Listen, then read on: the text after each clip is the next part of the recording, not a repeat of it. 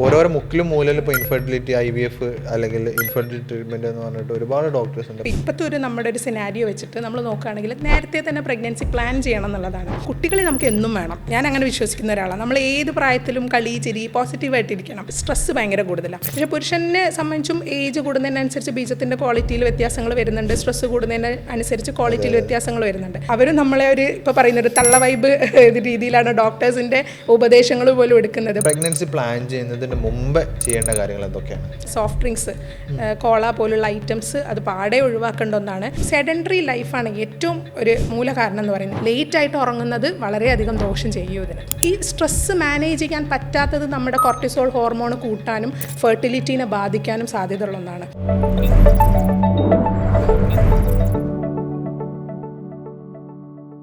Doctor സ്റ്റോക്കിൻ്റെ പുതിയൊരു എപ്പിസോഡിലേക്ക് എല്ലാവർക്കും സ്വാഗതം. ഇന്ന് നമ്മുടെ കൂടെ ഡോക്ടർ ജോബിത അബ്ഷൻ, ഡോക്ടർ ബാസിൽസ് ഹോമിയോ ഹോസ്പിറ്റലിലെ സീനിയർ കൺസൾട്ടൻ്റാണ്. മെയിനായിട്ട് ഗൈനക്കോളജി റിലേറ്റ് ചെയ്തിട്ടുള്ള കാര്യങ്ങളാണ് ഡീൽ ചെയ്യുന്നത്. അപ്പോൾ ഒന്ന് ഒരുപാട് ആളുകൾ അനുഭവിക്കുന്ന, പലപ്പോഴും പല കപ്പിൾസും അനുഭവിക്കുന്ന ഒരു പ്രശ്നത്തെ നമ്മൾ എങ്ങനെ ഇല്ലാതാക്കാം എന്നുള്ളതിനെ കുറിച്ചാണ് നമ്മളിന്ന് മെയിനായിട്ട് ഞങ്ങൾ ഡിസ്കസ് ചെയ്യാൻ പോകുന്നത് വെച്ചാൽ പലപ്പോഴും കണ്ടിട്ടുള്ള ഇൻഫെർട്ടിലിറ്റിക്ക് ഒരുപാട് സെൻറ്റേഴ്സ് ഉണ്ട്. എന്താ പറയുക, ഓരോരോ മുക്കിലും മൂലയിൽ ഇപ്പോൾ ഇൻഫെർട്ടിലിറ്റി IVF അല്ലെങ്കിൽ ഇൻഫെർട്ടിലിറ്റി ട്രീറ്റ്മെൻറ്റ് എന്ന് പറഞ്ഞിട്ട് ഒരുപാട് ഡോക്ടേഴ്സ് ഉണ്ട്. പക്ഷേ ഈ ഒരു പ്രശ്നം എങ്ങനെ വരാതിരിക്കുക എന്നുള്ളത് ആരും ചെയ്തിട്ടില്ല, അങ്ങനെ ഡിസ്കസ് ചെയ്ത് ഞാൻ കണ്ടിട്ടില്ല. വളരെ ചുരുക്കം ആളുകൾ മാത്രമേ ഒരു ഇൻഫെർട്ടിലിറ്റി വരാതിരിക്കാൻ അല്ലെ എങ്ങനെയാണ് അതിൻ്റെ ഒരു പ്രോപ്പർ കാര്യങ്ങൾ ചെയ്യണം എന്നുള്ള തയ്യാറി ഞാൻ ചെയ്തിട്ടില്ല, അത് കണ്ടിട്ടില്ല. ചിലപ്പം ഡോക്ടർ എക്സ്പീരിയൻസ് എങ്ങനെ ആയിരിക്കും എന്നതെല്ലാം എനിക്കറിയില്ല. എങ്ങനെയാണ് ഡോക്ടർ ഇപ്പോൾ ഏകദേശം 10 വർഷത്തോളമായി എന്നുള്ള ഈ ഒരു ഡിപ്പാർട്ട്മെൻറ്റിലായിട്ട് വർക്ക് ചെയ്യുന്നത്. എന്താണ് ഡോക്ടർ ഒരു അഭിപ്രായം അല്ലെങ്കിൽ ഒരു അനുഭവം എങ്ങനെയായിരുന്നു ഇതിൽ? ഈ ഫെർട്ടിലിറ്റി വരാതിരിക്കുക എന്നുള്ളത് ഇപ്പോൾ കപ്പിൾ കല്യാണം കഴിഞ്ഞാൽ തന്നെ ഉടനെ ഇപ്പോഴത്തെ നമ്മുടെ ഒരു സിനാരിയോ വെച്ചിട്ട് നമ്മൾ നോക്കുകയാണെങ്കിൽ നേരത്തെ തന്നെ പ്രഗ്നൻസി പ്ലാൻ ചെയ്യണം എന്നുള്ളതാണ്. ഇപ്പോൾ കരിയറൊക്കെ കഴിഞ്ഞിട്ട് ഞാൻ വർക്ക് ചെയ്തിട്ട് തുടങ്ങിയിട്ട് മതി അല്ലെങ്കിൽ സെറ്റിലായിട്ട് മതി എന്ന് പറയുമ്പോൾ അവിടെ ഒരു പ്രശ്നം ഒളിഞ്ഞു കിടക്കുന്നുണ്ട്. ഇവിടെ നമ്മൾ ഒരിക്കലും ഇൻഫെർട്ടിലിറ്റി എന്നുള്ള കണ്ടീഷനിലേക്ക് പോവാതിരിക്കുക, അത് ഡിലേ ചെയ്യാതിരിക്കുക എന്നുള്ളതാണ് ഫസ്റ്റ് കാര്യം. ഒരിക്കലും നമ്മൾ പ്ലാൻ ചെയ്തിട്ട് കുറച്ച് കഴിയട്ടെ അല്ലെങ്കിൽ ഞാൻ സെറ്റിലാവട്ടെ എന്ന് വിചാരിക്കുമ്പോൾ അവിടെ ഡിലേ വരും. എത്രയും നേരത്തെ ആക്കാൻ നമ്മൾ ഹെൽത്തി ആയിരിക്കുന്ന സമയത്ത് അല്ലെങ്കിൽ നമ്മൾ യൂത്ത്ഫുൾ ആയിരിക്കുന്ന ആ സമയത്ത് തന്നെ നമ്മുടെ റീപ്രൊഡക്റ്റീവ് ഏജ് ഗ്രൂപ്പ് വളരെ നല്ല രീതിയിൽ യൂസ്ഫുൾ ആക്കണം എന്നാണ് എൻ്റെ ഒരു അഭിപ്രായം ഈ കാര്യത്തിൽ. അങ്ങനെയാണെന്നുണ്ടെങ്കിൽ പ്രഗ്നൻസിക്ക് ഏറ്റവും നല്ല പ്രായം ഏതാണ്? പ്രഗ്നൻസി എന്നെ സംബന്ധിച്ച് ഒരു സ്ത്രീയുടെ കാര്യമാണ് ചോദിക്കുന്നതെങ്കിൽ ഡെഫിനറ്റ്ലി ഞാൻ പറയും ഒരു 20s, ഏർലി 20s ആണ് ഏറ്റവും നല്ല പ്രായം എന്ന് പറയുന്നത്.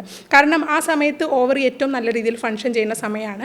മാത്രമല്ല നമ്മുടെ ടീനേജ് എന്ന് പറയുമ്പോൾ എപ്പോഴും ആ മെനാർക്കി അഥവാ തുടക്കത്തിലുള്ള പീരീഡ് കഴിഞ്ഞ് കഴിഞ്ഞിട്ട് ആ ഒരു സമയം അവിടെ ഉണ്ട്. കുട്ടി ആ ഒരു ഹൈപ്പോതലാമോ പിറ്റ്യൂട്ടറിൻ ഒവേറിയൻ ആക്സിസ് ഉണ്ട്, അതായത് ബ്രെയിനിൽ നിന്ന് ഓവറിയിലേക്ക് സിഗ്നൽ വരുന്ന ഒരു സമയം. ഏതാണ്ട് ഒരു 8-9 വർഷത്തോളം ചിലപ്പോൾ അതൊന്ന് കറക്റ്റ് ആവാൻ എടുക്കും. അത് കഴിഞ്ഞിട്ടായിരിക്കും പീരീഡ് കറക്റ്റ് ആവുന്നത്. അതിനുശേഷമായിരിക്കും നല്ല ക്വാളിറ്റിയുള്ള എഗ്ഗ് ഡെവലപ്പ് ആവുന്ന ഒരു തുടക്ക സമയം. മാത്രമല്ല പ്രായപൂർത്തി അറ്റൈൻ ചെയ്തു കുട്ടിക്ക് മെൻ്റൽ ആൻഡ് ഫിസിക്കൽ മെച്യൂരിറ്റി പൂർണ്ണമായിട്ടുള്ള ഈ 20കളിൽ തുടക്കം 20കളിലാണ് നമുക്കത് ഏറ്റവും നല്ലൊരു പ്രായം എന്ന് പറയുന്നത്. എൻ്റെ അഭിപ്രായത്തിൽ ഒരു 30ക്കുള്ളിൽ 2 പ്രഗ്നൻസി എങ്കിലും 2 പ്രഗ്നൻസി പ്ലാൻ ചെയ്യുന്നവരാണെങ്കിൽ 2 പ്രഗ്നൻസി തീർത്തിരിക്കണം എന്നുള്ളതാണ്. ഓക്കെ, ഇപ്പം ഡോക്ടർ ഇപ്പോൾ ആദ്യം തന്നെ പറഞ്ഞിട്ടുള്ളത് പലപ്പോഴും പല കരിയർ അല്ലെ ഫാമിലി അല്ലെങ്കിൽ പലപ്പോഴും പല കപ്പിൾസ് ഞാൻ കണ്ടിട്ടുണ്ട്. എന്താ അവർ ട്രിപ്പ് പോകണം, അത് കഴിഞ്ഞതിന് ശേഷം കുട്ടികൾ മാറിയിട്ട് കുട്ടിയായാൽ മതി എന്ന് പറയുന്ന കാര്യങ്ങളൊക്കെ ഉണ്ട്. ശരിക്കും അങ്ങനെ മാറ്റി വെച്ചിട്ട് പിന്നീട് കുട്ടികളാവാത്ത ഒരുപാട് കേസുകൾ നമ്മൾ പറഞ്ഞു കേട്ടിട്ടുണ്ട്. ഡോക്ടർ എക്സ്പീരിയൻസ് അതെ, കുട്ടിക്കളി മാറിയിട്ട് എന്ന് പറയുമ്പോൾ കുട്ടികളെ നമുക്ക് എന്നും വേണം. ഞാൻ അങ്ങനെ വിശ്വസിക്കുന്ന ഒരാളാണ്. നമ്മൾ ഏത് പ്രായത്തിലും കളി ചിരി പോസിറ്റീവായിട്ടിരിക്കണം. നമ്മളെ പോസിറ്റിവിറ്റി നല്ല രീതിയിൽ എഫക്റ്റ് ചെയ്യും ഫെർട്ടിലിറ്റിയുടെ കാര്യത്തിലും. ഇപ്പം നമ്മുടെ ഒരു സ്റ്റേജിൽ നോക്കുകയാണെങ്കിൽ സ്ട്രെസ്സ് ഭയങ്കര കൂടുതലാണ്. കാരണം വർക്ക് ഫ്രം ഹോം എന്നുള്ളൊരു കണ്ടീഷൻ ഇപ്പം ഉണ്ട്. ഇപ്പം നമുക്ക് ഈ ഡിജിറ്റൽ ലോകം വളരെയധികം വളർന്നു, യൂസ്ഫുൾ ആക്കി എടുക്കണം. എല്ലാവരും യൂസ് ചെയ്യുന്നുണ്ട്, നമ്മളടക്കം യൂസ് ചെയ്യുന്നുണ്ട്. ഇപ്പോൾ ഈ പോഡ്കാസ്റ്റ് തന്നെ അതിൻ്റെ ഒരു ഉദാഹരണമാണ്. ജനങ്ങളിലേക്ക് കൂടുതൽ എനിക്കിപ്പോൾ എത്താൻ സാധിക്കുന്നുണ്ട്. ഇപ്പോൾ ഒരു 8 വർഷം മുൻപാണെങ്കിൽ ഇതിനായിട്ട് ഞാൻ ബന്ധപ്പെട്ടിട്ടില്ല. ഞാനൊരു കാര്യം കമ്മ്യൂണിക്കേറ്റ് ചെയ്യണമെങ്കിൽ ആൾ എൻ്റെ അടുത്ത് മുന്നിൽ നേരിട്ട് വന്നിരിക്കണം. ഇങ്ങനെ ഒരു വീഡിയോ എടുക്കാനോ ചെയ്യാനോ പറ്റില്ല. അപ്പോൾ ആ ഒരു സ്ട്രെസ്ഫുൾ അന്തരീക്ഷം വരാനുള്ള റീസൺ നമ്മൾ വീട്ടിലിരുന്നാലും ലാപ്ടോപ്പിൽ വർക്ക് ചെയ്യുകയാണ്. നമുക്ക് ജോലികൾ തരികയാണ്. 8 മണിക്കൂർ ഡ്യൂട്ടി കഴിഞ്ഞ് വീട്ടിലെത്തി കഴിഞ്ഞാൽ ഫാമിലി ടൈം ഇല്ല. അപ്പോഴും നമ്മൾ ഈ വർക്ക് എന്നുള്ളൊരു ഇതിലേക്ക് പോവുകയാണ്. ഇപ്പോൾ നമ്മൾ ഈ മെട്രോ സിറ്റികളിലൊക്കെ നോക്കുകയാണെങ്കിൽ ബാംഗ്ലൂർ ചിലവരൊക്കെ വർക്ക് കഴിഞ്ഞ് ഹസ്ബൻഡും വൈഫ് തമ്മിൽ കാണുന്ന തന്നെയല്ല.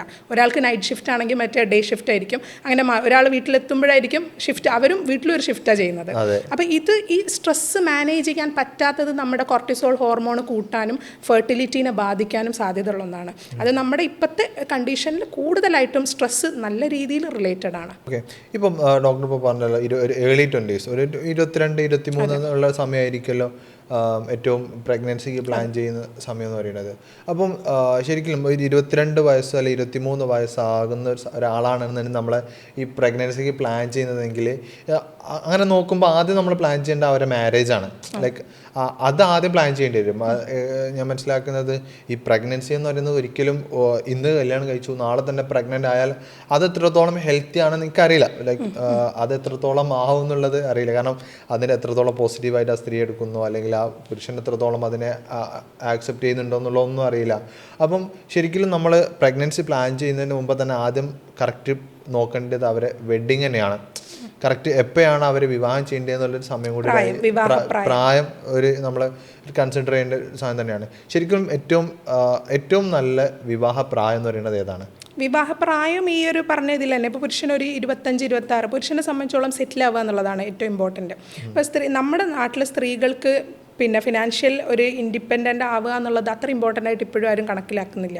ഇപ്പോഴും പുരുഷനാണ് എല്ലാ ബേർഡനും. അവർക്ക് ജോലിയാവണം, വീടാവണം, എല്ലാ കാര്യങ്ങളും അതിന് ശേഷം മാത്രമാണ് മാരേജ് പ്ലാൻ ചെയ്യാൻ പറ്റും. അപ്പോൾ ഞാൻ ഉദ്ദേശിക്കുന്ന പ്രായം ജോലിയായി അവർക്ക് സ്വന്തമായിട്ട് നിലനിൽക്കാൻ പറ്റുന്ന ഒരു ഏജ് എന്ന് പറയുമ്പോൾ ഒരു 25-26 ആ ഒരു ഏജ് ഗ്രൂപ്പായിരിക്കും പുരുഷനെ സംബന്ധിച്ച് ഏറ്റവും നല്ലൊരു പ്രായം. പക്ഷേ പുരുഷനെ സംബന്ധിച്ചും ഏജ് കൂടുന്നതിനനുസരിച്ച് ബീജത്തിൻ്റെ ക്വാളിറ്റിയിൽ വ്യത്യാസങ്ങൾ വരുന്നുണ്ട്, സ്ട്രെസ്സ് കൂടുന്നതിന് അനുസരിച്ച് ക്വാളിറ്റിയിൽ വ്യത്യാസങ്ങൾ വരുന്നുണ്ട്.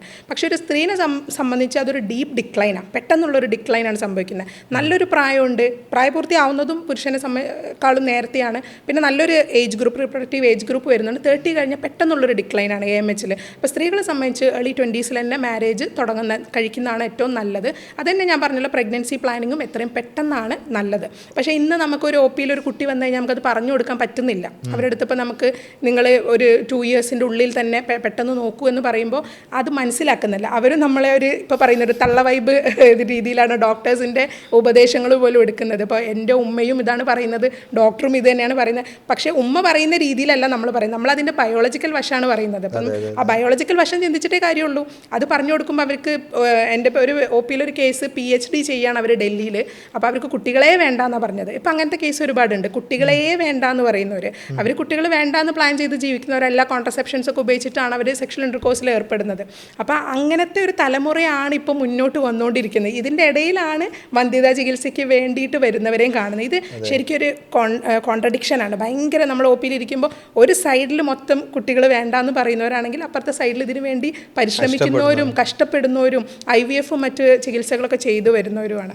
ഇപ്പം അങ്ങനെയാണെന്നുണ്ടെങ്കിൽ ഇപ്പം കല്യാണം കഴിഞ്ഞ ഒരു കപ്പിൾ എന്ത് ചെയ്യാണ്, നമ്മൾ പ്രഗ്നൻസി പ്ലാൻ ചെയ്യുകയാണെന്നുണ്ടെങ്കിൽ അവർ എന്തോ കാര്യങ്ങൾ അവർ മുൻകൂട്ടി ശ്രദ്ധിക്കേണ്ടതുണ്ട്?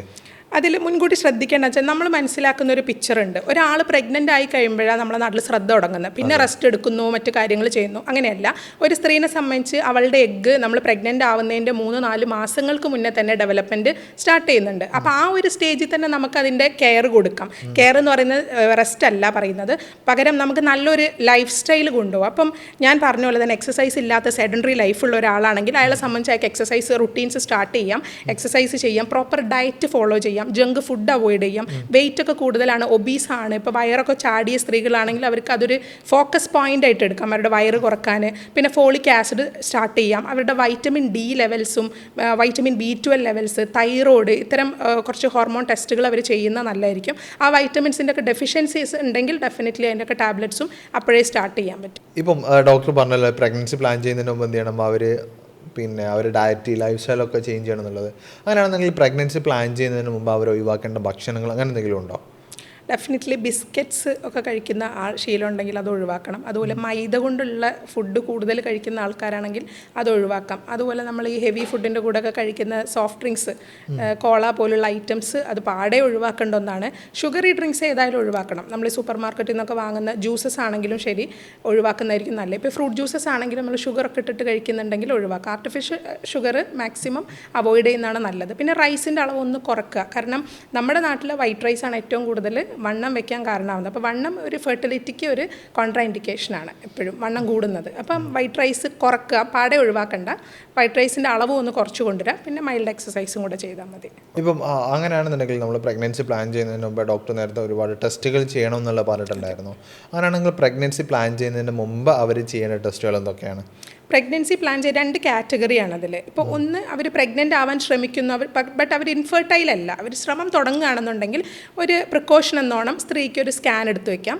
അതുപോലെ പുരുഷനാണെങ്കിൽ ബീജം ടെസ്റ്റ് ചെയ്ത് നോക്കാം, അവരുടെ വൈറ്റമിൻ ലെവൽസ് ഒക്കെ ഒന്ന് ചെക്ക് ചെയ്യാം. എന്നാൽ ഇൻഫെർട്ടിലിറ്റി ഐഡൻറ്റിഫൈ ചെയ്തു 1 വർഷം അവർ ബന്ധപ്പെട്ടിട്ടും കുട്ടികളാവുന്നില്ല എന്നുള്ള കണ്ടീഷനാകുമ്പോൾ സ്പെസിഫിക് ഹോർമോൺസ് ടെസ്റ്റ് ചെയ്യാം.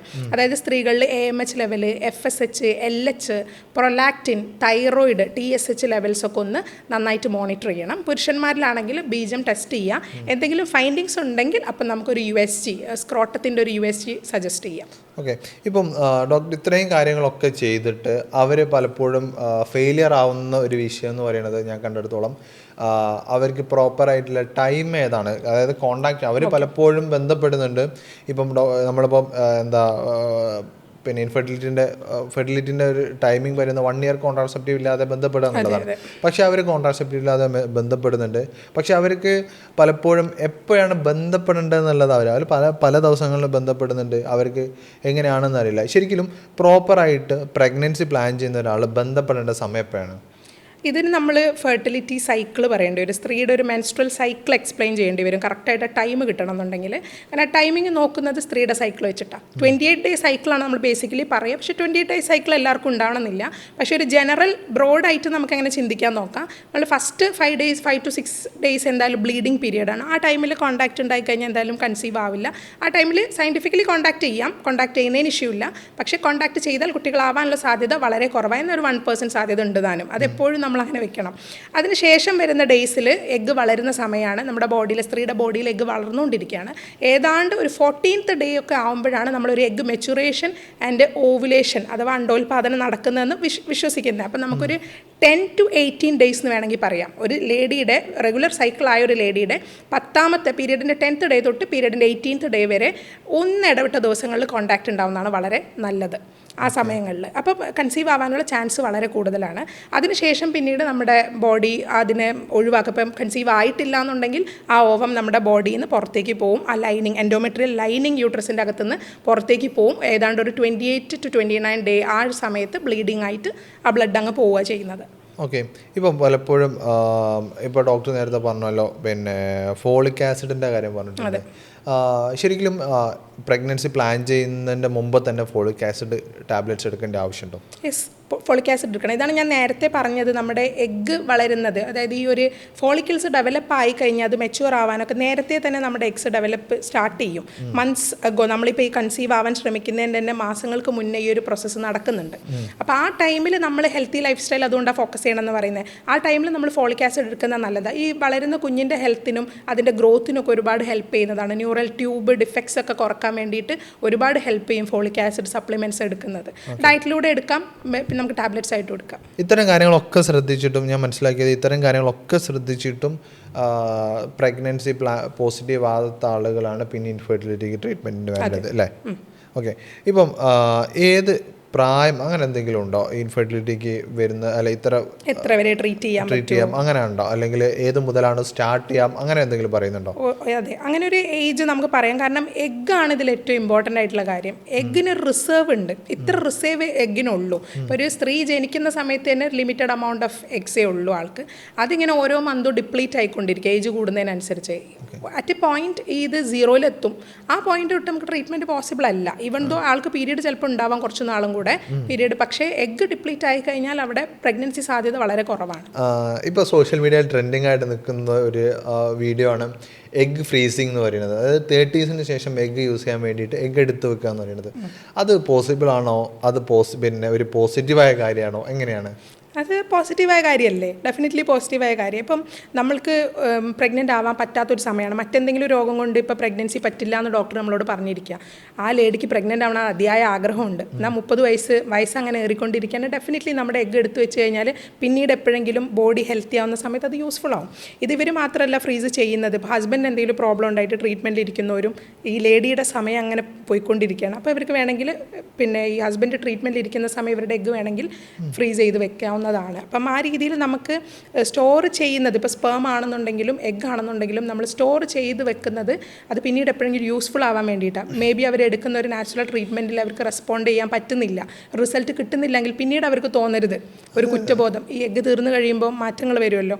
അപ്പോൾ ആ ഒരു ടൈമിൽ ഇതിനെക്കുറിച്ച് ചിന്തിച്ചിട്ട് കാര്യമില്ല. അപ്പോൾ നേരത്തെ ചിന്തിക്കുന്നതല്ല, ഞാനതിനെ പോസിറ്റീവായിട്ടാണ് കാണുന്നത്. ഓക്കെ, ഇപ്പം ഇൻഫെർട്ടിലിറ്റിൻ്റെ കാര്യങ്ങൾ ഡിസ്കസ് ചെയ്യുകയാണെന്നുണ്ടെങ്കിൽ ഡോക്ടർ ഒ പിയിൽ ഏറ്റവും കൂടുതൽ ഇൻഫെർട്ടിലിറ്റിൻ്റെ പ്രശ്നങ്ങളായിട്ട് വരുന്നത് എന്ത് പ്രശ്നം കൊണ്ടാണ്? രണ്ട് സൈഡിൽ നിന്നും പ്രശ്നങ്ങളുണ്ട്. മെയിൽ ഫാക്ടേഴ്സും ഉണ്ട്, ഫീമെയിൽ ഫാക്ടേഴ്സും വരുന്നുണ്ട്. പക്ഷേ ഫീമെയിൽ ഫാക്ടേഴ്സ് പ്രോമിനൻ്റ് ആയിട്ട് കാണുന്നത് PMOS ആണ്, അതായത് PCOD. ഇപ്പോൾ പേര് മാറ്റിയതാണ്. ഇപ്പോൾ PCOD ആണ് ഏറ്റവും കൂടുതൽ കൺസേൺ ആയിട്ട്, ഒരു 70% കേസിലും PCOD ആണ് പ്രശ്നം വരാറുള്ളത്. ഓക്കെ, ഇപ്പം ഈ മറ്റെന്ത് ഈ PMOS അല്ലാതെ വേറെ എന്തൊക്കെ അസുഖങ്ങളാണ് ഇപ്പോൾ ബാക്കി 30% ഉണ്ടെന്ന് പറഞ്ഞു, അതെന്തൊക്കെയാണ്? ഒരുപാട് രോഗങ്ങളെന്ന് ഫൈബ്രോയിഡ് ആവാം. ഫൈബ്രോയിഡ് ഡയറക്റ്റ്ലി ഒരിക്കലും ഫെർട്ടിലിറ്റിനെ ബാധിക്കുന്നില്ല, എന്നാൽ ഫൈബ്രോയിഡ് ഇരിക്കുന്ന ലൊക്കേഷൻ അതിൻ്റെ സൈസൊക്കെ വെച്ച് ഇപ്പോൾ ട്യൂബിനെ ബ്ലോക്ക് ചെയ്യാണ്, അല്ലെങ്കിൽ ഇംപ്ലാന്റേഷൻ നടക്കുന്ന സൈറ്റ് ബ്ലോക്ക് ചെയ്യുകയാണെന്നുണ്ടെങ്കിലൊക്കെ ഫൈബ്രോയിഡ് ഒരു ഹിൻഡ്രൻസ് ആണ്. അല്ലാത്ത പക്ഷം എൻഡോമെട്രിയോസിസ് എന്ന് പറഞ്ഞ രോഗം, അഡിനോമയോസിസ് എന്ന രോഗം, അല്ലെങ്കിൽ ഹോർമോൺ ഇംബാലൻസ് കൊണ്ട് നമുക്ക് യൂട്രൈൻ ലൈനിങ് തിക്കാവാത്ത പ്രശ്നങ്ങൾ, അല്ലെങ്കിൽ ജന്മന യൂട്രസിൻ്റെ ഷേപ്പിലുള്ള അപാകതകൾ, ഇപ്പം അത്തരം പ്രശ്നങ്ങളൊക്കെ ഇതിനെ ബാധിക്കാറുണ്ട്. പിന്നെ വജൈനൽ ഡിസ്ചാർജ് ആരും ശ്രദ്ധിക്കാത്ത ഒന്നാണ്. പിന്നെ ഈ ലൂക്കോറിയ പോലുള്ള കംപ്ലയിൻറ്റ്സ്, വെള്ളപ്പോക്ക്, ചില വെള്ളപ്പോക്കൊക്കെ നോർമലാണെങ്കിലും അബ്നോർമലായ വെള്ളപ്പോക്ക് ഉണ്ട്, അപ്പം അതും ശ്രദ്ധിക്കേണ്ടതാണ്. ഇതിൽ ഡോക്ടർ ഇപ്പോൾ പറഞ്ഞു PCOS നമുക്ക് മെയിനായിട്ടുള്ള കാരണമാണ്. ഇപ്പോൾ PCOS എന്ത് ചെയ്തിട്ടുണ്ട്, PMOS എന്നുള്ളൊരു പുതിയ ടൈമിലേക്ക് ഇപ്പോൾ മെയ് 12 ശേഷം ചെയ്തിട്ടുണ്ട്, മാറ്റിയിട്ടുണ്ട്. ശരിക്കും എന്താണ് ഈ PCOSും എന്താണ് ഈ PMOSും, എന്താണ് അതിൽ മാറ്റേണ്ട ഒരു ആവശ്യം എന്തായിരുന്നു? ഡെഫിനറ്റ്ലി മാറ്റേണ്ട ആവശ്യമുണ്ട്. കാരണം നമ്മുടെ ട്രീറ്റ്മെൻറ്റ് പ്ലാൻ തന്നെ മാറ്റി മറിച്ച ഒന്നാണത്. കാരണം ഇത്രയും നാൾ നമ്മൾ കുറ്റപ്പെടുത്തിയ ഒരൊറ്റ ആളെ നെല്ലായിരുന്നു നമ്മൾ ഈ ഓവറി എന്നുള്ളൊരു പ്രശ്നമായിട്ട്, സ്ത്രീയുടെ അണ്ടാശയത്തിലാണ് എല്ലാ കുഴപ്പവും എന്നുള്ള രീതിയിൽ ട്രീറ്റ് ചെയ്തു. പലർക്കും വേണ്ടത് പീരിയഡ് ഒന്ന് ശരിയായാൽ മതി ഡോക്ടറെ. അപ്പോൾ അതിൽ കാര്യമില്ല. ഇവിടെ poly endocrine metabolic ovarian syndrome എന്നാണ് അതിന് പറയുന്നത്. അതായത് പോളി എന്ന് പറയുമ്പോൾ തന്നെ മൾട്ടിപ്പിൾ എന്നാണ് അർത്ഥം. മൾട്ടിപ്പിൾ എൻഡോക്രൈൻ, അഥവാ മൾട്ടിപ്പിൾ ഹോർമോൺസ് ഇസ് ഇൻവോൾവ്. അപ്പോൾ അത്രയും ഹോർമോൺസ് ഇൻവോൾവ് ആണ്. അവിടെ ഒരു എൻഡോക്രൈനോളജി ഡിപ്പാർട്ട്മെന്റ് ഇൻവോൾവ്മെന്റ് ഉണ്ട്. അത് ഇതുവരെ ചിന്തിച്ചിട്ടേ ഇല്ല. നമ്മൾ ഈ കറക്ഷൻ ചെയ്തുകൊണ്ടിരിക്കുകയായിരുന്നു. അറിയാമായിരുന്നെങ്കിൽ പോലും ട്രീറ്റ്മെന്റും രോഗിയുടെ ധാരണ ഇങ്ങനെ തന്നെയായിരുന്നു. അതുപോലെ തന്നെ അടുത്ത സ്റ്റേറ്റ്മെന്റ് പറയുന്നത് മെറ്റബോളിക്, അവിടെ ലിവർ ഇൻവോൾവ് ആണ്. അതുപോലെ ഹാർട്ട് മസിൽസിൻ്റെ ഹെൽത്ത്, ഹാർട്ടിൻ്റെ ഹെൽത്ത് ഇൻവോൾവ് ആണ്. അപ്പോൾ ആ മെറ്റബോളിസം എന്നുള്ള ഭാഗം വളരെ ഇമ്പോർട്ടൻ്റ്. നമ്മൾ കഴിക്കുന്ന ഫുഡ് ഒരുപാട് ശ്രദ്ധിക്കേണ്ടതുണ്ട്. ഇൻഫ്ലമേറ്ററി പാർട്ട്, ബോഡിയിൽ നീര് വെക്കുന്നത്, നീര് വന്ന് തടിക്കുന്നത്, ഇതെല്ലാം ഡിഫറെൻ്റ് ആണ്. അപ്പോൾ മെറ്റബോളിസം. പിന്നെ അടുത്തത് ഒബ്വിയസ്ലി പിന്നെ ഒവറിയൻ എന്ന് പറയുമ്പോൾ ഓവറിൽ മൾട്ടിപ്പിൾ സിസ്റ്റ് അല്ലെങ്കിൽ ഫോളിക്കിൾസ് ഡെവലപ്പ് ആവുന്നൊരു കണ്ടീഷനാണ്. ഇമ്മച്യൂർ ഫോളിക്കിൾസ് ഡെവലപ്പ് ആവുന്നൊരു കണ്ടീഷനാണ്. പിന്നെ സിൻഡ്രോം. ഇതെല്ലാം കൂടി രോഗിക്ക് ആകെ മൊത്തം ടോട്ടലി ഒരുപാട് ലക്ഷണങ്ങൾ വരുന്നുണ്ട്. ആ ലക്ഷണങ്ങളെല്ലാം കൂടി ഇൻവോൾവ് ആകുമ്പോഴാണ് ആ ഒരു പേര് മാറ്റം വളരെ അനിവാര്യമായിരുന്നു. അപ്പോൾ ശരിക്കും എന്തുകൊണ്ടാണ് ഈ PMOS വരുന്നത് സ്ത്രീകൾക്ക്? ഈ PCOD അഥവാ PMOS എന്ന് പറയുന്നത് ഒരു ലൈഫ് സ്റ്റൈൽ ഡിസോർഡറാണ്. ഇന്നത്തെ കാലത്ത് അത് കൂടാനുള്ള കാരണം, പണ്ടും ഉണ്ടായിരുന്നു, നമ്മൾ ഡയഗ്നോസ് ചെയ്തിട്ടുണ്ടായില്ലായിരിക്കാം. പക്ഷേ ഇപ്പോൾ കൂടാനുള്ള കാരണം ലൈഫ് സ്റ്റൈൽ തന്നെയാണ്. ഇപ്പം സെഡൻറ്ററി ലൈഫാണ് ഏറ്റവും ഒരു മൂല കാരണം എന്ന് പറയുന്നത്. ഇപ്പോൾ പണ്ടത്തെ കുട്ടികൾ നടക്കുന്ന പോലെ ഇപ്പം നടക്കുന്നില്ല. പുറത്തുള്ള കളി കുറവാണ്. ഒന്നെങ്കിൽ നമ്മൾ എന്തെങ്കിലും വീഡിയോ ഗെയിംസ് ആയിരിക്കാം, അല്ലെങ്കിൽ മൊബൈൽ ഫോൺ ആയിരിക്കാം, ഇതാണ് യൂസ് ചെയ്യുന്നത്. പുറത്ത് ഔട്ട്ഡോർ ഗെയിംസ് കുറവാണ്. കുട്ടികൾ സ്കൂളിലേക്ക് നടക്കുന്നില്ല, ബസ്സിലാണ് പോകുന്നത്. പിന്നെ അവരുടെ ചുമലിലാണെങ്കിൽ വലിയൊരു ബാഗ് വെച്ചിട്ട് ആ ഒരു വെയിറ്റ് താങ്ങി അവരുടെ ബോണിനും എല്ലിന് വെർട്ടിബ്രൽ പ്രോബ്ലംസ് ഉണ്ടാക്കുന്നത് വളരെ ഏർലി സ്റ്റേജിൽ തന്നെ ഉണ്ടാക്കുന്നുണ്ട്. ഈ കണ്ടീഷനിലൂടെയാണ് പോകുന്നത്. സെഡൻറ്ററി ലൈഫ് പ്ലസ് അവർ കഴിക്കുന്ന സ്നാക്സ്, ഈവനിങ് സ്നാക്സ് ഒക്കെ സ്കൂളിൽ വിട്ട് വന്ന് കഴിഞ്ഞാൽ ചിലർ ചോറാണ് കഴിക്കുന്നത്. നല്ലോണം കുട്ടികൾ എത്ര ചോറ് കഴിക്കുന്നു അത്ര ഹാപ്പി അമ്മമാർ. എത്ര അളവിൽ അതിൻ്റെ സൈഡിൽ കഴിക്കുന്ന പച്ചക്കറിയോ ചിക്കനോ മുട്ടയോ ഒന്നുമല്ല അവരുടെ വിഷയം. ചോറിൻ്റെ അളവ് കൂടിയാൽ വളരെ സന്തോഷം. അല്ലെങ്കിൽ കഞ്ഞി ഒരുപാട് കുടിച്ചാൽ ഗ്രാൻഡ് പാരൻസ് ഒക്കെ ആയിരിക്കും പറയുക. അപ്പോൾ ആ ഒരു ലൈഫ് സ്റ്റൈലിൽ ഇങ്ങനെ പോകുമ്പോൾ വരുന്ന പ്രശ്നങ്ങളാണ് ഇതൊക്കെ. അപ്പോൾ ഇത് നമ്മൾ ലൈഫ് സ്റ്റൈൽ മോഡിഫൈ ചെയ്യുമ്പോൾ മാറുന്നുണ്ട്. അതായത് ഇപ്പോൾ ഡോക്ടർ ഇപ്പോൾ പറയുന്നത് ചെറിയ കുട്ടികളാണ് ചെയ്യുന്ന, അല്ലെങ്കിൽ വളരെ ചെറുപ്പത്തിൽ ചെയ്യുന്ന പ്രശ്നങ്ങളാണ് പിന്നീട് അത് PCOSും PMOS ഒക്കെ ആയിട്ട് മാറുന്നത്. ഇതിലിപ്പം ഡോക്ടർ പറഞ്ഞ കേസ് ഭയങ്കര ഇമ്പോർട്ടൻ്റ് ആണ്. കാരണം ഇപ്പം അമ്മമാരാണ് പലതിനും കുട്ടികളെ ഈ എന്താ പറയുക പല അസുഖങ്ങൾക്കും കാരണമായ രൂപത്തിലേക്ക് അവരെ ഭക്ഷണം കഴിപ്പിക്കുന്നത്. ഇപ്പം ചോറായിക്കോട്ടെ, മറ്റു ഭക്ഷണങ്ങളായിക്കോട്ടെ. അങ്ങനെയാണെന്നുണ്ടെങ്കിൽ ശരിക്കും അമ്മമാർ എന്ത് കാര്യങ്ങളാണ് ഇപ്പോൾ നമ്മളെ പെൺകുട്ടികളുടെ കാര്യത്തിൽ മെയിനായിട്ട് ഫോക്കസ് ചെയ്യേണ്ടത്, അല്ലെങ്കിൽ മെയിനായിട്ട് കൊടുക്കേണ്ടത് എന്ന് പറഞ്ഞാൽ പെൺകുട്ടികൾക്കും ആൺകുട്ടികൾക്കാണെങ്കിലും ഷുഗർ കുറക്കുക എന്നുള്ളതാണ് കുട്ടികളുടെ ലൈഫിൽ. കാരണം നമ്മളത് ഉപയോഗിച്ച് ശീലിച്ചവരാണ്. ഒരുപാട് ഷുഗർ ഇട്ടിട്ട് പായസമാണെങ്കിലും അല്ലെങ്കിൽ എന്തെങ്കിലും ഷുഗറി സംഭവം നമുക്ക് ഇമ്പോർട്ടൻ്റ് ആണ്. അതുപോലെ ജ്യൂസ്, പുറത്ത് പോയ ഒരു ജ്യൂസ് കുടിക്കാത്ത കുട്ടികൾ ഉണ്ടാവില്ല. നമ്മളൊക്കെ കഴിച്ചിരുന്നു, മക്കൾക്കും അത് കൊടുക്കാൻ ആഗ്രഹമുണ്ട്. പക്ഷേ ആക്ച്വലി അവോയ്ഡ് ചെയ്യേണ്ട ഒന്നാണ്. കുട്ടികൾ ഏറ്റവും ഇഷ്ടപ്പെടുന്ന സാധനങ്ങളൊക്കെ അവോയ്ഡ് ചെയ്യുക എന്നുള്ള. നമ്മൾ കുട്ടികളാകുമ്പോൾ നമുക്ക് ആഗ്രഹം എന്താ, ബിസ്ക്കറ്റ് കണ്ടാൽ, ലോലിപോപ്പ് കണ്ടാൽ, ചോക്ലേറ്റ് കണ്ടാൽ, ഐസ്ക്രീം കണ്ടാൽ, ഇതൊക്കെയാണ് നമുക്ക് ഭയങ്കര ക്രേവിങ്സ് തോന്നുന്ന സാധനം. ഞാനൊക്കെ ചെറുതാകുമ്പോൾ വിചാരിച്ചിരുന്നു ഈ കുറേ പൈസയൊക്കെ കയ്യിലുണ്ടായിട്ട് കുറേ കോലുമുട്ടായി വാങ്ങി കഴിക്കണം. ഇപ്പോൾ പൈസ കയ്യിലുണ്ടായാലും കോലുമുട്ടായി കഴിക്കുന്നില്ല. അപ്പം ആ ഒരു പാറ്റേൺ ഡിഫറെൻ്റ് ആണ്. അപ്പം ഓരോ പ്രായത്തിൽ ഓരോ ആഗ്രഹങ്ങളാണ്.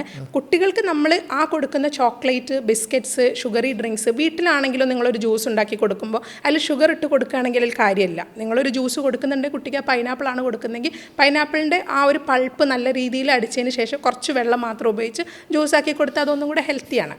അതുപോലെ നിങ്ങൾ റൈസ് കുട്ടിയുടെ ഡയറ്റിൽ നിന്നൊന്ന് അളവ് കുറച്ച് കൊടുത്തു നോക്കൂ. നമ്മൾ കഴിക്കുന്ന അതേ അളവാണ് വീട്ടിൽ കുട്ടികൾക്കും കൊടുക്കുന്ന ചോറ്, അല്ലേ? ആ അളവിലും ഡിഫറൻസ് വരുത്തണം. ഓക്കെ. ഇപ്പോൾ PMOS വരുന്നതിൻ്റെ മുമ്പ് നമ്മുടെ ശരീരം കാണിച്ചതിൻ്റെ ലക്ഷണങ്ങൾ ശരിക്കും എന്തൊക്കെയാണ്? ആക്ച്വലി ഇത് വളരെ ഇമ്പോർട്ടൻറ്റ് ക്വസ്റ്റ്യനാണ്. PMOS വരുന്നത് നമ്മളൊരു സ്കാൻ എടുത്ത് ഡയഗ്നോസ് ചെയ്യുമ്പോൾ മാത്രമല്ല, പലരും OP എത്താത്തത് ഈ ഏർലി സിംറ്റംസ് അറിയാത്തതുകൊണ്ടാണ്. ചിലപ്പോൾ മുടി കൊഴിച്ചിലായിട്ടായിരിക്കും തുടങ്ങുന്നത്, അല്ലെങ്കിൽ ജസ്റ്റ് ഒരു സിമ്പിൾ മുഖക്കുരു ആയിരിക്കും. ആദ്യം മുഖക്കുരു ഇല്ലാത്ത ആൾക്ക് പെട്ടെന്ന് വരും. പലപ്പോഴും ഡോക്ടേഴ്സിനൊരു മിസ്റ്റേക്ക് പറ്റുന്ന ഇത്തരം കുട്ടികൾ OP എത്തുമ്പോൾ അത് ആ ഒരു ഏജിലുണ്ടാവുന്ന ആക്നിയ എന്ന് പറഞ്ഞ് കുട്ടികളെ തിരിച്ചുവിടും. ഇത് ഈ പ്രായത്തുണ്ടാവുന്ന അതൊന്നൊരു വിഷയമല്ല. കുട്ടികൾ പറയുന്നതിനെ ഗൗരവമായിട്ട് എടുക്കുന്നില്ല. ഡോക്ടറെ, ഞാൻ എൻ്റെ കഴുത്തിലും കക്ഷത്തിലൊക്കെ കറുപ്പ് നിറം വരികയാണ്, അത് കുറച്ച് വണ്ണം കൂടിയതുകൊണ്ട് അത് കുഴപ്പമില്ല, അത് കുറച്ച് ചെയ്യുമ്പോൾ റെഡിയാവും, കുറച്ച് എക്സസൈസ് ചെയ്യുമ്പോൾ മാറും. പലപ്പോഴും ഇൻസുലിൻ റെസിസ്റ്റൻസ് ഉണ്ട്. കുട്ടികളുടെ സിംറ്റംസ് എന്ന് പറയുന്നത് കറക്റ്റായിട്ട് ഒരു PCOSൻ്റെ സിംറ്റം എന്ന് പറയുന്നത് മുഖക്കുരു വരിക, അല്ലെങ്കിൽ ഒരു ഹെയർ ഫോൾ ഉണ്ടാവുക, വണ്ണം അമിതമായിട്ട് വെക്കുക. അതന്നെ കൈകാല് വണ്ണം കുറവായിരിക്കും, ട്രങ്കൽ ഒബീസിറ്റി കൂടുതൽ, വയറ്, ചെസ്റ്റ്, പുറം, ഇതൊക്കെ പെട്ടെന്ന് വണ്ണം വെച്ച് വരുന്നൊരു ട്രെൻഡ്. പിന്നെ ഫേസിൻ്റെ ഷേപ്പ് നഷ്ടപ്പെടുന്നത്, ഒരു റൗണ്ട് മൂൺ ഷേപ്പിലേക്ക് പോകുന്ന ഒരു ഫേഷ്യൽ സ്ട്രക്ചർ. പെൺകുട്ടികളുടെ സൗണ്ട് മാറി വരും. അതായത് ഒരു ഏജ് ഗ്രൂപ്പിൽ നമുക്കൊരു പിച്ചി വോയിസാണ് വേണ്ടത്. ആ പിച്ചി വോയിസിന് പകരം കുട്ടികളിലൊരു ബാസുള്ള പുരുഷ സൗണ്ടിൻ്റെ രീതിയിലുള്ളൊരു സൗണ്ടിലേക്ക് മാറും. പിന്നെ ഡെഫിനറ്റ്ലി ഉണ്ടാകുന്ന ഒരു മെൻസ്ട്രൽ സൈക്കിൾ സ്റ്റാർട്ട് ചെയ്തൊരു കുട്ടിയാണെങ്കിൽ ആ കുട്ടിക്ക് ഓവറിയൻ ഡിസ്ഫങ്ഷനൊക്കെ കാരണം ഉണ്ടാകുന്ന പ്രശ്നങ്ങൾ, പീരിയഡ് ഇറഗുലാരിറ്റി ഉണ്ടാവാം, ഒരു സമയത്തിന് ആർത്തവം വരാത്ത പ്രശ്നങ്ങളുണ്ടാവാം. ഇപ്പോൾ ഈ പറഞ്ഞ സിംറ്റംസ് എന്തായാലും നമ്മൾ ശ്രദ്ധിക്കേണ്ട കാര്യങ്ങളാണ്. കാരണം അവരെ അത്രത്തോളം വളരെ മൈന്യൂട്ടായിട്ടുള്ളതല്ല. കാരണം നല്ലപോലെ ബോഡിയിൽ എന്ത് ചെയ്യുന്നുണ്ട്, അവരത്രയും നല്ല വിസിബിളാണ് ഈ ഈ ലക്ഷണങ്ങളൊക്കെ. പക്ഷേ എന്നിട്ടും ആളുകൾ ട്രീറ്റ് ചെയ്യുന്നില്ല, അല്ലെങ്കിൽ അവർ ലൈഫ് സ്റ്റൈൽ റെഡിയാക്കുന്നില്ല എന്നുള്ളതാണ്. ഇപ്പം അങ്ങനെയുള്ള ആളുകളാണെന്നെങ്കിൽ, അതായത് PMOS ഉള്ള ആളുകളാണെന്നുണ്ടെങ്കിൽ നിർബന്ധമായിട്ടും ഒഴിവാക്കേണ്ട ഭക്ഷണം എന്ന് പറഞ്ഞാൽ ഏതൊക്കെ ആയിരിക്കും? ഫ്രൈഡ് ഫുഡ്സ് ഒഴിവാക്കുക. ബർഗർ, പിസ്സ, പിന്നെ pastry, instant noodles, white bread, pasta, ഇതൊക്കെ നമ്മൾ എൻജോയ് ചെയ്ത് കഴിക്കുന്ന ഫുഡാണ്, ടേസ്റ്റുള്ള ഫുഡുകളാണ്, അല്ലേ? ഇതെല്ലാം ഒഴിവാക്കണം. പിന്നെ sugary drinks, snacks, bakery items എല്ലാം, ചിപ്സ്, മിച്ചർ, ഇങ്ങനെ നമ്മൾ കഴിക്കുന്നത്. ഇപ്പോൾ ഈ അച്ചപ്പം, മുറുക്ക്, ഇതുപോലുള്ള സാധനങ്ങളാണെങ്കിലും ഓയിൽ ഫ്രൈഡ് ആയ സാധനങ്ങളൊക്കെ ഒഴിവാക്കണം. അപ്പോൾ വീട്ടിൽ തന്നെ നമ്മൾ ഉണ്ടാക്കുന്ന നെയ്യപ്പം, ഉണ്ണിയപ്പം, ഇതിൽ ശർക്കരയും ഓയിലും നല്ല രീതിയിലുണ്ട്. അപ്പോൾ ഇതും എല്ലാം അവോയ്ഡ് ചെയ്താൽ ഏറ്റവും നല്ലതാണ്. PMOS ഉള്ള സ്ത്രീകൾ ഒരിക്കലും ചെയ്യരുത് എന്ന് പറയുന്ന ഒരു 3 കാര്യങ്ങൾ എന്തൊക്കെയായിരിക്കും? ആദ്യത്തെ ഫുഡിലാണ്. ഒന്ന്, സ്കിപ്പിംഗ് ബ്രേക്ക്ഫാസ്റ്റ്. പലരും ഭയങ്കര അഭിമാനത്തോടെ OP വന്ന് പറയും, ഞാൻ ബ്രേക്ക്ഫാസ്റ്റിന് ഒന്നും കഴിക്കാറില്ല, അല്ലെങ്കിൽ ഞാൻ ഡിന്നറിന് ഫ്രൂട്ട്സ് മാത്രമാണ് കഴിക്കുന്നത്. ഇത് രണ്ടും റോങ് ആണ്. ബ്രേക്ക്ഫാസ്റ്റ് എന്ന് പറഞ്ഞാൽ ബ്രെയിൻ ഫുഡാണ്. മോർണിംഗ് ഫുഡിൽ നല്ല രീതിയിൽ പ്രോട്ടീൻ കണ്ടൻറ്റ് ആഡ് ചെയ്യണം. അതുപോലെ ഡിന്നർ കുറച്ച് ഏർലി ആയിട്ട് കഴിക്കാമെങ്കിലും ഫ്രൂട്ട്സോ ജ്യൂസോ മാത്രമാക്കിയിട്ട് നിർത്തരുത്. അതിലും പ്രോട്ടീൻ്റെ അംശം നമ്മൾ ഉപയോഗിക്കണം. സാലഡ്സ് കഴിക്കണം. അത് ചപ്പാത്തിയോ എന്തെങ്കിലും ഒരു കാർബിൻ്റെ മൈൽഡ് കണ്ടൻറ്റ് ഉപയോഗിക്കുന്നത് നല്ല. അപ്പോൾ ചപ്പാത്തി ആണെങ്കിലോ, അല്ലെങ്കിൽ നിങ്ങൾക്ക് റാഗി, ഓട്സ്, ഇങ്ങനെ എന്തെങ്കിലും ഒരു പോർഷൻ, വളരെ കുറഞ്ഞ പോർഷനിൽ യൂസ് ചെയ്യണം. ഇത് ഒന്നാമത്തെ കാര്യമാണ്. രണ്ടാമത്തത് റോങ് എക്സസൈസാണ്. പലരും എക്സസൈസ് ഡെയിലി ചെയ്യുന്നുണ്ടാവും, പക്ഷേ ആ എക്സസൈസ് ചെയ്യുന്ന രീതിക്ക് പ്രത്യേകതകളുണ്ട്. PCOSന് കാര്യമായിട്ടും വേണ്ടത് റെസിസ്റ്റൻസ് എക്സസൈസുകളാണ്. അപ്പോൾ ഒന്നും കൂടെ മസിൽ ബിൽഡിംഗ് ആയിട്ടുള്ള എക്സസൈസുകളിൽ ഫോക്കസ് ചെയ്തെങ്കിൽ മാത്രമേ വെയിറ്റ് ലോസ് ഉണ്ടാവുള്ളൂ. മൂന്നാമത്തത് സ്ലീപ്പ് ആൻഡ് സ്ട്രെസ്സാണ്. കാരണം സ്ട്രെസ്സ് കുറയ്ക്കുകയും വേണം, ഉറക്കം കൃത്യസമയത്തിനാവുകയും വേണം. ലേറ്റായിട്ട് ഉറങ്ങുന്നത് വളരെയധികം ദോഷം ചെയ്യും ഇതിന്. അങ്ങനെയാണെന്നുണ്ടെങ്കിൽ ഡോക്ടർ പറഞ്ഞു ബ്രേക്ക്ഫാസ്റ്റ് സ്കിപ്പ് ചെയ്യരുതെന്ന് പറഞ്ഞു. അപ്പോൾ അങ്ങനെയാണെന്നുണ്ടെങ്കിൽ PMS ഉള്ള ആളുകൾക്ക് ഏറ്റവും ഹെൽത്തി ആയിട്ട് കഴിക്കാൻ പറ്റുന്ന ബ്രേക്ക്ഫാസ്റ്റ് എന്തൊക്കെയാണ്? നിങ്ങൾ രാവിലെ കഴിക്കുന്ന ദോശ അപ്പമൊക്കെ ഉണ്ടല്ലോ, അതിൻ്റെ ക്വാണ്ടിറ്റി ഒന്നാക്കിയിട്ട് ചുരുക്കിയതിന് ശേഷം അതിൻ്റെ കൂട്ടത്തിൽ നമ്മൾ കുറച്ച് ആഡ് ചെയ്യേണ്ട ഫുഡ് ഞാൻ ഇപ്പോൾ പറയാം. എഗ്ഗ് ആഡ് ചെയ്യാം. നിങ്ങൾക്ക് 2 എഗ്ഗ്, ബോയിൽഡ് എഗ്ഗ് യൂസ് ചെയ്യുന്നതാണ് ഏറ്റവും നല്ലത്, ആഡ് ചെയ്യാം. അല്ലെങ്കിൽ നിങ്ങളുടെ ഇഷ്ടത്തിന് ഏതെങ്കിലും രീതിയിൽ ഫ്രൈ ചെയ്തതായാലും കുഴപ്പമില്ല, ലെസ് ഓയിൽ ഉപയോഗിക്കുക. പിന്നെ പനീർ നിങ്ങൾക്കൊരു നല്ല സബ്സ്റ്റിറ്റ്യൂട്ടാണ്. ചീസ് യൂസ് ചെയ്യാം. ഇനിയിപ്പോൾ വെജിറ്റേറിയൻസ് ആണെങ്കിൽ കടല, ചെറുപയർ, വൻപയർ ഇതുപോലുള്ള സാധനങ്ങളും യൂസ് ചെയ്യാം. പിന്നെ മുരിങ്ങ, പരിപ്പ് ഇതെല്ലാം കറിയായിട്ട് യൂസ് ചെയ്യുന്നത്, മുരിങ്ങയുടെ ഇല, പരിപ്പ് കറിയൊക്കെ യൂസ് ചെയ്യുന്നതും വളരെ നല്ലതാണ്. മോർണിംഗ് ടൈമിൽ നമുക്ക് നല്ല രീതിയിൽ പ്രോട്ടീൻ ഉണ്ടാകുമ്പോഴേ ബ്രെയിൻ വർക്ക് ചെയ്യുള്ളൂ. ഇപ്പോൾ ഡോക്ടർ നേരത്തെ പറഞ്ഞിട്ടുണ്ടായിരുന്നു നൈറ്റിൽ ഫ്രൂട്ട്സ് കഴിക്കുന്നത് അവർ നിർബന്ധമായിട്ട് PMS ഉള്ള ആളുകൾ നിർബന്ധമായിട്ട് ഒഴിവാക്കണം എന്നുള്ളത്. എന്താണ് ഈ ഫ്രൂട്ട്സ് രാത്രി കഴിച്ചാലുണ്ടാകുന്ന പ്രശ്നങ്ങൾ? ആക്ച്വലി ഇത് ഫ്രൂട്ട്സ് രാത്രി കഴിക്കുകയല്ല പ്രോബ്ലം, ഫ്രൂട്ട്സ് മാത്രം കഴിക്കുന്നതാണ് പ്രോബ്ലം. അപ്പോൾ നമ്മൾക്ക് ഫ്രൂട്ട്സൊക്കെ ഞാൻ ജനറലി റെക്കമെൻഡ് ചെയ്യാറ് ഒരു ഈവനിങ് ടൈമിലാണ്. ഇപ്പോൾ ഈവനിങ് കുട്ടികൾ സ്നാക്സ് കഴിക്കുന്നതിന് പകരം ഫ്രൂട്ട്സ് കഴിക്കാം. അതിൽ തന്നെ നിങ്ങൾ അവോയ്ഡ് ചെയ്യുക മാംഗോ, നേന്ത്രപ്പഴം, അതുപോലെ ചക്ക, ഇത് അവോയ്ഡ് ചെയ്തുകൊണ്ട് ഫ്രൂട്ട്സ് നിങ്ങൾക്ക് ഈവനിങ് കഴിക്കാം. ഡിന്നർ ടൈം ആകുമ്പോൾ സാലഡ്സ് നല്ലതായിട്ട് കഴിക്കുക. അതിൽ തന്നെ നിങ്ങൾക്ക് എഗ്ഗ് ബോയിൽ ചെയ്തത് ഷ്രെഡ് ചെയ്തിടാം, അല്ലെങ്കിൽ എന്തെങ്കിലും ഒരു പ്രോട്ടീൻ സോഴ്സ് യൂസ് ചെയ്തെങ്കിൽ മാത്രമേ ഓവർനൈറ്റ് ക്രേവിങ് കുറയുള്ളൂ. ഇപ്പോൾ നിങ്ങൾ രാത്രി ആവുന്ന സമയത്ത്, മിഡ് നൈറ്റ് ആവുന്ന സമയത്ത് എല്ലാവർക്കും ഒരു വിശപ്പ് വരും. ഈ PCOD ഉള്ള ആൾക്കാർക്ക് ഒരു പ്രത്യേകത ഉണ്ട്, അവർക്ക് പെട്ടെന്ന് വിശക്കും. അത് ശ്രദ്ധിച്ചാൽ മനസ്സിലാവും. അവർക്ക് വീണ്ടും ക്രേവിങ്സ് കൂടുതലാണ്. അപ്പോൾ നമ്മളെ ഒരു ഹെൽത്തി ആയിട്ടുള്ള, നമ്മൾ വയറിന് ഫില്ലിംഗ് ആയിട്ടുള്ളതൊന്നും കഴിച്ചിട്ടില്ല എന്നുണ്ടെങ്കിൽ definitely late night food habit കൂടും, ഈറ്റിംഗ് ഹാബിറ്റ് കൂടും. അതൊരിക്കലും വരാൻ പാടില്ല. ലേറ്റ് നൈറ്റ് ഈറ്റിംഗ് ഇതിന് ദോഷം ചെയ്യും. അപ്പോൾ അത് കുറയ്ക്കാനായിട്ട് എന്തെങ്കിലും ഒരു പ്രോട്ടീൻ്റെ അംശം ആഡ് ചെയ്തുകൊണ്ട് ഡിന്നർ കഴിക്കുക, ലൈറ്റായിട്ട് കാർബ് യൂസ് ചെയ്തിട്ട് കഴിക്കുക. നമ്മൾ ഇപ്പോൾ ലൈഫ് സ്റ്റൈൽ മാറ്റണം എന്ന് പറഞ്ഞപ്പോൾ ഡോക്ടർ സ്കിപ്പ് ചെയ്യേണ്ട ഭക്ഷണങ്ങൾ അല്ലെങ്കിൽ നമ്മൾ കഴിക്കേണ്ട ഭക്ഷണമൊക്കെ തന്നെ പറഞ്ഞു. ഇപ്പോൾ ആരും തന്നെ ഡിസ്കസ് ചെയ്യാത്തൊരു കാര്യമാണ് അവരെന്തൊക്കെ എക്സസൈസുകൾ ചെയ്യണം എന്നുള്ളത്. ഇപ്പോൾ അങ്ങനെ PMS ഉള്ള ആളുകൾ ചെയ്യേണ്ട എക്സസൈസുകൾ എന്തൊക്കെയാണ് ശരിക്കും? ഫസ്റ്റ് ചെയ്യേണ്ടത് ഇൻക്ലൈൻ വാക്കിംഗ് ആണ്. അപ്പോൾ നിങ്ങൾ ജിമ്മിലൊക്കെ പോവുകയാണെന്നുണ്ടെങ്കിൽ ഒരു 5 to 15 ഡിഗ്രിയിൽ പ്ലേസ് ചെയ്ത് ട്രെഡ്മില്ലിൽ പ്ലേസ് ചെയ്തിട്ട് നിങ്ങളതിൽ ഒരു 45 മിനിറ്റ്സിൻ്റെ ഉള്ളിൽ നടക്കുക എന്നുള്ളതാണ്. അപ്പോൾ നിങ്ങൾക്ക് ജിമ്മിലല്ല നിങ്ങൾ പോകുന്നതെങ്കിൽ നിങ്ങൾക്ക് പുറത്തൊരു അപ്ഹിൽ വാക്ക് നല്ലതാണ്. അത് ഒരുപാട് നേരം ചെയ്യരുത്, അത് പ്രത്യേകം ശ്രദ്ധിക്കണം. ഒരുപാട് ലോങ്ങർ ടൈം ചെയ്യുമ്പോൾ നമുക്ക് സ്ട്രെസ്സ് കൂടും, കോർട്ടിസോൾ കൂടും, വീണ്ടും ഓവുലേഷൻ ഹിൻഡ്രൻസ് അവിടെ വരും. അപ്പോൾ ഇൻക്ലൈൻ വാക്കിംഗ് നല്ലൊരു മെത്തേഡാണ്. രണ്ടാമത്തേത് HIIT ആണ്, ഹൈ ഇൻറ്റൻസിറ്റി ഇൻ്റർവെൽ ട്രെയിനിങ്. ഇത് PCODക്കാർക്ക് വളരെ നല്ലതാണ്. പെട്ടെന്ന് ഇൻസുലിൻ റെസിസ്റ്റൻസ് കുറക്കാൻ പറ്റുന്ന ഒരു മാർഗ്ഗമാണ്. അതായത് ആദ്യത്തെ ഒരു 30 സെക്കൻഡ് നല്ല രീതിയിൽ ജോഗിങ് ചെയ്യുന്ന, നല്ല സ്പീഡായിട്ട് ചെയ്യുക. പിന്നെ ഒരു 90 സെക്കൻഡ് വളരെ സ്ലോ ആയിട്ട് ചെയ്യുക. വീണ്ടും 30 സെക്കൻഡ്സ് വളരെ സ്പീഡായിട്ട് ചെയ്യുക. ആ ഒരു സ്പീഡിൻ്റെ പേസ് കുറയ്ക്കുക. ഒരു തവണ ഇൻറ്റൻസിറ്റി കൂടുതലാണെങ്കിൽ പിന്നെ കുറച്ച് സെക്കൻഡ് ഇൻറ്റൻസിറ്റി കുറച്ച് കൊണ്ടുവരിക. ഇത് വളരെ എഫക്റ്റീവായിട്ടുള്ളൊരു മെത്തേഡാണ്. ബട്ട് ഇതും നിങ്ങൾ ലോങ്ങർ ടൈം ചെയ്യാൻ പാടില്ല. ഏതിനും നമുക്കൊരു 30 മിനിറ്റ്സിൻ്റെ ഉള്ളിൽ തീർക്കുന്ന രീതിയിൽ വേണം ചെയ്യാൻ. പിന്നെ ബ്രിസ്ക് വാക്കിംഗ്, സാധാരണ നടത്തം, അതൊരു 25 മിനിറ്റ് ഒരു ദിവസം നടക്കുന്ന ഒരാളാണെങ്കിൽ ആ ശീലം ഒരിക്കലും തെറ്റിക്കരുത് എന്നേ ഞാൻ പറയുള്ളൂ. പിന്നെ ഇതിൽ അവോയ്ഡ് ചെയ്യേണ്ട ഒരു കാര്യം കൂടെ ഉണ്ട്. സാധാരണ PCODക്കാർ ജിമ്മിൽ പോകാമെന്ന് പറഞ്ഞു കഴിഞ്ഞാൽ അവർക്കൊരു ഫ്രീ ടൈം കിട്ടുന്ന പോലെ ജിമ്മിൽ പോകുന്നു, വെറുതെ ട്രെഡ്മില്ലിൽ അങ്ങനെ നടക്കുന്നു. അതൊരിക്കലും എഫക്റ്റീവ് ആവില്ല. ചെയ്യേണ്ടത് സ്ക്വാറ്റ്സ് ചെയ്യാം, ലഞ്ചസ് ചെയ്യാം, പിന്നെ ഡെഡ് ലിഫ്റ്റ് ചെയ്യാം, പുഷപ്സ് ചെയ്യാം. ഇതാണ് കൂടുതൽ എഫക്റ്റീവായിട്ട് വരുന്നത്. കാര്യമായിട്ട് നമ്മൾ മസിൽ ബിൽഡിംഗ് ആയിട്ടുള്ള എക്സസൈസുകളാണ് ഫോക്കസ് ചെയ്യേണ്ടത്. അതായത് റെസിസ്റ്റൻസ് എക്സസൈസുകൾ, റെസിസ്റ്റൻറ്റ് ബാൻഡ് ഉപയോഗിച്ചിട്ടുള്ള എക്സസൈസുകൾ കൂടുതലായിട്ട് ഫോക്കസ് ചെയ്യാം. ഓക്കെ, ഇപ്പോൾ അതുപോലെ തന്നെ നമ്മൾ ഒഴിവാക്കേണ്ട ഏതെങ്കിലും എക്സസൈസുകളുണ്ടോ? ഒഴിവാക്കേണ്ടത് എക്സസൈസുകൾ എന്ന് പറയുമ്പോൾ വെയിറ്റ് ലിഫ്റ്റിംഗ് എക്സസൈസുകളാണ്. ഇപ്പോൾ ഞാൻ പറഞ്ഞല്ലോ PCODക്കാർക്ക് മസിൽ ബിൽഡിംഗ് ആയിട്ടുള്ള എക്സസൈസുകൾ. അപ്പോൾ ട്രെഡ്മില്ല് ചുമ്മാ നടക്കുന്ന ഒരു എക്സസൈസ് എഫക്റ്റീവ് ആവില്ല. ജസ്റ്റ് വെറുതെ ഞാൻ പറഞ്ഞ incline walking is more better. Okay, ഇപ്പം നമ്മൾ PCOD ഉള്ള ആളുകളാണെന്നുണ്ടെങ്കിൽ ഇപ്പം അവർ മെയിനായിട്ട് ഫേസ് ചെയ്യുന്ന, അല്ലെങ്കിൽ അവർ മെയിനായിട്ട് ചിലപ്പോൾ കംപ്ലൈൻറ്റ് പറയുന്ന ഒരു ഇഷ്യൂ എന്ന് പറയുന്നത് അവരെ പീരീഡ്സ് ഇറഗുലാരിറ്റി ആയിരിക്കും. ശരിക്കും പീരീഡ്സിൻ്റെ ഒരു ടൈമിംഗ് എന്ന് പറയുന്നത് എങ്ങനെയാണ്? അതിൻ്റെ ഒരു കറക്റ്റ് നോർമൽ ടൈമിംഗ് എങ്ങനെയാണ്? യൂഷ്വലി 28 ഡേ സൈക്കിൾ അല്ല, 28 ഡേ സൈക്കിൾ ഇസ് നോർമൽ. അത് ഓക്കെ ആയിട്ട് നമ്മളൊരു ടെക്സ്റ്റ് ബുക്കിൽ നമുക്ക് റീഡ് ചെയ്യാൻ എളുപ്പത്തിന് 28 ഡേ സൈക്കിൾ. ബട്ട് ഒരു 24 to 35 day cycle is normal.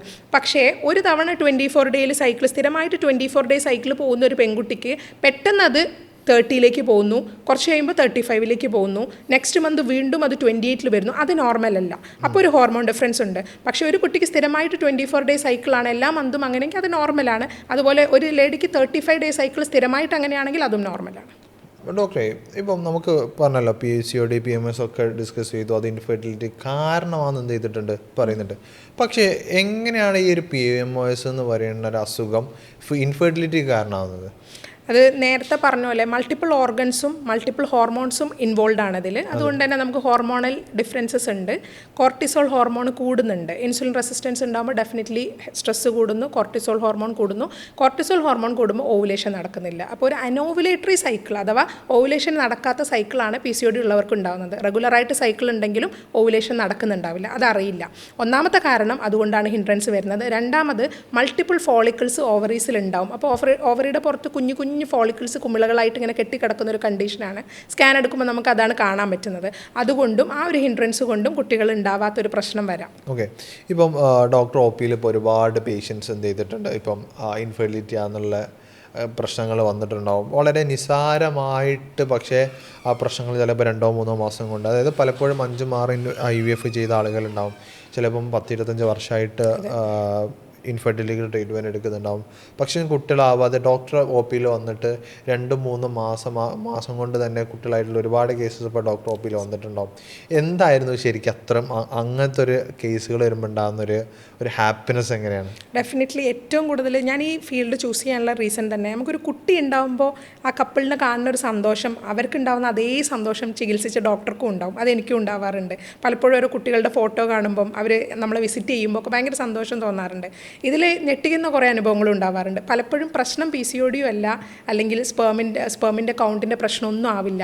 ചില കേസുകളിൽ സിംപ്ലി അവർ ബന്ധപ്പെടാത്തതും കൂടിയാണ് പ്രശ്നം. അതും കൂടെ നമ്മൾ മനസ്സിലാക്കണം. ഒരു ഫെർട്ടിലിറ്റിയിൽ നമ്മൾ ഡീൽ ചെയ്യുമ്പം എപ്പോഴും ഫെർട്ടിലിറ്റി വരെ പ്രശ്നം സോൾവ്, അതിന് മുന്നത്തെ കാര്യങ്ങൾ, സെക്സിൻ്റെ കുറിച്ചുള്ള കാര്യങ്ങളും കൂടെ നമ്മൾ ഡിസ്കസ് ചെയ്യണം. ഇന്നലെ ഒരു പേഷ്യൻ്റ് OPയിൽ വന്നിരുന്നു. അപ്പോൾ അവരുടെ കല്യാണം കഴിഞ്ഞിട്ട് 23 വർഷമായി എന്നാണ് പറഞ്ഞത്. അപ്പോൾ അവർ ഇനി എടുക്കാത്ത ചികിത്സകളില്ല, പല രീതിയിലുള്ള ചികിത്സകൾ നടത്തിയിട്ടുണ്ട്. ഇന്നലെ അവർ എൻ്റെ അടുത്ത് വന്നപ്പോൾ, അത് 3rd വിസിറ്റ് അവരുടെ വന്നപ്പോഴാണ് അവർ കാര്യം റിവീൽ ചെയ്ത്, ഹസ്ബൻഡിന് ഉദ്ധാരണ പ്രശ്നങ്ങളുണ്ട്, അത്ര മാത്രമേ അവർ പറഞ്ഞിട്ടുള്ളൂ. ശരിക്കും എനിക്കൊരു ഓർഗാസം കിട്ടുന്നില്ല ഡോക്ടറെ എന്നുള്ളത് അവർ പറഞ്ഞത്. അപ്പോൾ ഞാൻ ചോദിച്ചു, ഓക്കെ എന്തെങ്കിലും പ്രോബ്ലം ഉണ്ടോ, ഇൻഫെക്ഷൻസ് ഉണ്ടോ? അങ്ങനത്തെ ഒന്നുമില്ല. ജസ്റ്റ് ഞാൻ വിചാരിച്ചു വന്ന ഒരു PV ചെയ്തോക്കെ, ഒരു പെൽവിക് എക്സാമിനേഷൻ നോക്കട്ടെ. PV ചെയ്തപ്പോഴാണ് ഷോക്കിംഗ് ആയിട്ടുള്ള ഒരു കാര്യം, അവർ സ്റ്റിൽ വിർജിനാണ്. യെസ്, അത് നിങ്ങൾക്ക് വിശ്വസിക്കാൻ പ്രയാസമല്ലേ. 23 ഇയേഴ്സ്. ഞാൻ ശരിക്കും പറഞ്ഞു, ലൈഫ് ഇത്രയും ഒരു ഹാഫ് ലൈഫ് തന്നെ അവർക്ക് അവിടെ നഷ്ടപ്പെട്ടു, ആ മാരേജ് ലൈഫിൻ്റെ. പിന്നീട് ഹസ്ബൻഡ് വന്നപ്പോഴും, അപ്പം പലപ്പോഴും നടക്കുന്ന പ്രശ്നം എന്ന് വെച്ചാൽ, ഈ ഭർത്താവിന് ഒരു ഈഗോ ഉണ്ടാവും.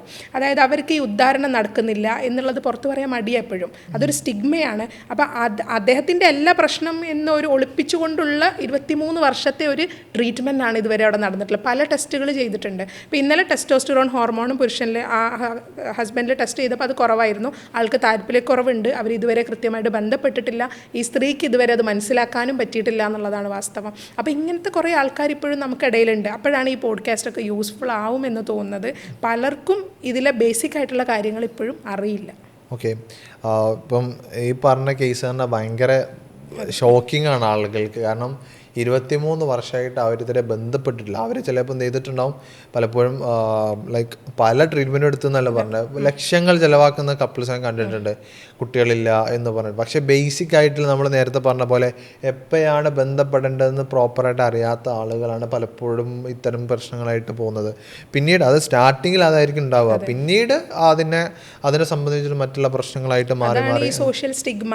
അപ്പം അദ്ദേഹത്തിന്, ഹസ്ബൻഡിന് ആ സോഷ്യൽ സ്റ്റിഗ്മ ഇല്ലായിരുന്നെങ്കിൽ ഇത് എന്നോ ക്ലിയർ ചെയ്യാൻ പറ്റുന്നൊരു പ്രശ്നമായിരുന്നു. ഇത് പറയാൻ മടിച്ചിട്ട് ഒരു ഡോക്ടറോടും ഷെയർ ചെയ്യാതെ പോയതുകൊണ്ട് മാത്രമാണ് ഇത്രയും കാശും അവർക്ക് ചിലവായി, ഇത്രയും സമയവും അവരുടെ നഷ്ടപ്പെട്ടു. അപ്പം ഇത്തരം പ്രശ്നങ്ങൾ നിങ്ങൾ അനുഭവിക്കുന്നുണ്ടെങ്കിൽ, അല്ലെങ്കിൽ ഇത്തരം ബുദ്ധിമുട്ടുകൾ നിങ്ങൾ അനുഭവിക്കുന്നുണ്ടെങ്കിലോ, അല്ലെങ്കിൽ നിങ്ങളൊരു ന്യൂലി മാരീഡ് കപ്പിളാണെന്നുണ്ടെങ്കിൽ നിങ്ങൾ ഇതിനെ എങ്ങനെ പ്രോപ്പറായിട്ട് എഡ്യൂക്കേറ്റ് ചെയ്യണം, നിങ്ങളെ വൈഫ് ആയിക്കോട്ടെ, നിങ്ങളെ ഹസ്ബൻഡ് ആയിക്കോട്ടെ, നിങ്ങൾക്ക് ഒരു പ്രോപ്പർ എഡ്യൂക്കേഷൻ കിട്ടണമെന്നുണ്ടെങ്കിലും, ഒരു നല്ലൊരു പ്രഗ്നൻസി പ്ലാൻ ചെയ്യുന്നുണ്ടെങ്കിലൊക്കെ നിങ്ങൾ എക്സ്പേർട്ട് ആയിട്ടുള്ള ഡോക്ടറുടെ കൺസൾട്ടേഷൻ നിർബന്ധമായിട്ട് എടുക്കുക. നിങ്ങൾക്കതിൽ നിങ്ങളെ കൺഫ്യൂഷൻ, നിങ്ങളെ ഇഷ്യൂസും എന്തെങ്കിലും ഉണ്ടെങ്കിൽ അതൊക്കെ ക്ലിയർ ചെയ്താൽ നമുക്കൊരു ഹാപ്പി ആയിട്ടുള്ള ഒരു പ്രഗ്നൻസി നമുക്ക് പ്ലാൻ ചെയ്യാൻ പറ്റും. ഒരു നല്ല ഹെൽത്തി ആയിട്ടുള്ള കുട്ടികളെ നമുക്ക് ഉണ്ടാക്കാൻ പറ്റും എന്നുള്ളതിനെയാണ് നമ്മൾ ഈ ഒരു പോഡ്കാസ്റ്റിൽ നമ്മൾ ലാസ്റ്റായിട്ട് നമ്മൾ പറയുന്നത്. അപ്പം ഡോക്ടറുടെ കൺസൾട്ടേഷൻ വേണമെന്നുണ്ടെങ്കിലും, അല്ലെങ്കിൽ ഇതിനെക്കുറിച്ച് കൂടുതലായിട്ട് അറിയണമെന്നുണ്ടെങ്കിൽ താഴെ കാണുന്ന നമ്പറിൽ കോൺടാക്ട് ചെയ്യുന്നതാണ്. അതുപോലെ നിങ്ങൾക്ക് എന്തെങ്കിലും കൺഫ്യൂഷൻസ്, അല്ലെങ്കിൽ ഇപ്പോൾ PCODൻ്റെ ഡയറ്റ് ചാർട്ടുകൾ, അല്ലെങ്കിൽ എന്തെങ്കിലും കാര്യങ്ങൾ വേണമെന്നുണ്ടെങ്കിൽ താഴെ കാണുന്ന നമ്പറിൽ കോൺടാക്ട് ചെയ്യാം. മറ്റൊരു വീഡിയോ ആയിട്ട് നമുക്ക് വീണ്ടും കാണാം. Thank you.